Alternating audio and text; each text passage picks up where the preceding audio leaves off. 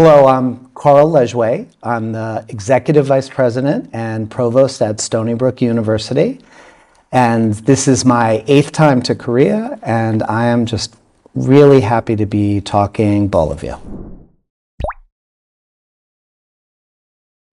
You know, for 80 years, there's been this amazing partnership between the US and other countries like Korea for global education. And the US is, you know, this is where the American dream comes from, the idea that students can come to the US, maybe they stay there, maybe they come back to their city or their village, but it's an opportunity for the US to play a part in society being a better place, supporting the education of students, and that was always really special. And right now, there's uncertainty about that. And I know there's a lot of parents and students wondering, do I still want to go to the US? And sometimes when things are uncertain, people pull back. I believe if you have sound fundamentals, you become more assertive. So I'm coming even more now. I'm sharing even more now about Stonybrook and students coming there because I believe we can provide a great experience for those students. We can keep them safe. And that story is so important. So the chance to tell that to that room full of parents and students, it's just so motivating for me. I love answering those questions. If you notice, when someone asks a question, I get very close to them because I'm having a conversation with them. And in that moment, helping them get the information they need is the most important thing.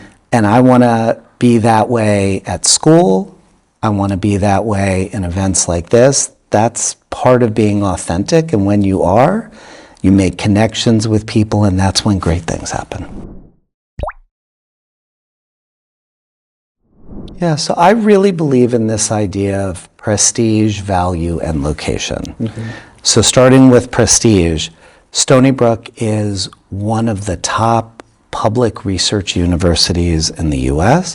We're actually the #1 ranked public university in the state of New York. And we offer an education that is infused with research. And what does that mean? It means that students are not just going to learn in the classroom, but they're going to be side by side with some of the greatest engineers, physicists, chemists, maybe even psychologists, learning hands-on, not just how to take what's in the textbook and make it real, but actually develop skills that are going to be career readiness skills. How do you work in a team? How do you become emotionally connected to the work you're doing? How do you communicate well?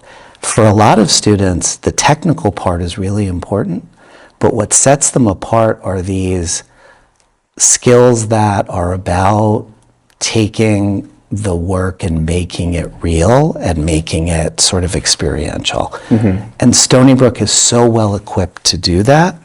We've had, over our short history as a university, we've had 8 Nobel Prize winners.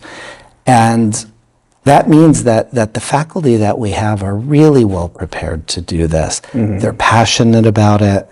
And as we think about the growth of the university, we're a university that's getting bigger all the time, that is getting more prestigious. We've moved up in the rankings in the US more than any other public research university in the top 100 schools. You know, sometimes people call Stonybrook a hidden gem. I think we're just a gem, and I think we're doing a really good job now of sharing all we have to offer, the prestige of the university, and the way in which students who want to come to the US, want to be in New York, that we're going to be able to provide that great experience for them. I'll tell you, one of the Nobel Prize winners there now, Barry Barish, who is in the area of physics, goes out of his way to teach undergraduate seminars. So every year there's students that are able to learn from him. He does just other pop-up seminars. And when students contact him to do research, he actually responds. So in many cases, the research opportunities, the hands-on experiences, students are arranging them themselves because they see the faculty, they meet with them, they contact them, but we also have an Office of Undergraduate Research. And so if a student's less sure how to do that, we always have the resources available to help make something that's available also accessible. So from our start, physics and math have always been the signature programs. We have had very large donations to support those departments and majors, and so as a result, they're big, they have lots of faculty, lots of opportunities for students. The physics and astronomy department is ranked top 20 in the US. Their nuclear physics is one of the best in the world. Math has one of the top 10 geometry programs. So those have always sort of been anchors as a natural science. But what's been really emerging now are the engineering and applied science departments, and particularly computer science and applied math and statistics. They actually just put this amazing major together in data science.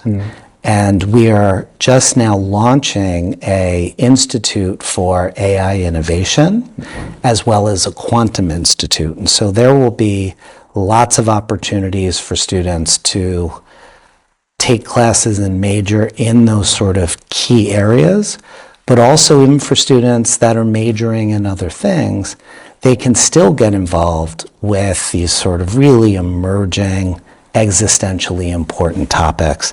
The other thing that's really special about the university is we have a full university hospital, medical school, dental school, and health professions all in the same campus. Some students, say for instance, they're really interested in engineering, but maybe they want to go to med school. We have a biomedical engineering department that's actually half in engineering and half in medicine. And you can only do that when they're all located together. And that's an advantage of, again, we're really close to New York City, but we're far enough away that there's enough space that we can actually have all of these things together on the same campus. But I will also say we have a really strong history in the humanities and social and behavioral sciences, and even for students not majoring there, those are majors that help build those career readiness skills, and they're really important now as we think about the impact on society. So for AI, for example, it's very important that we have strength in the core technology, but there's lots of questions about the ethics of AI. How do we build it into a society that is healthy and safe? And with a new major that we're developing now, this was supported by the state of New York. We have a major in technology, AI, and society. So for students that are really interested in the STEM tech piece, they might major in computer science.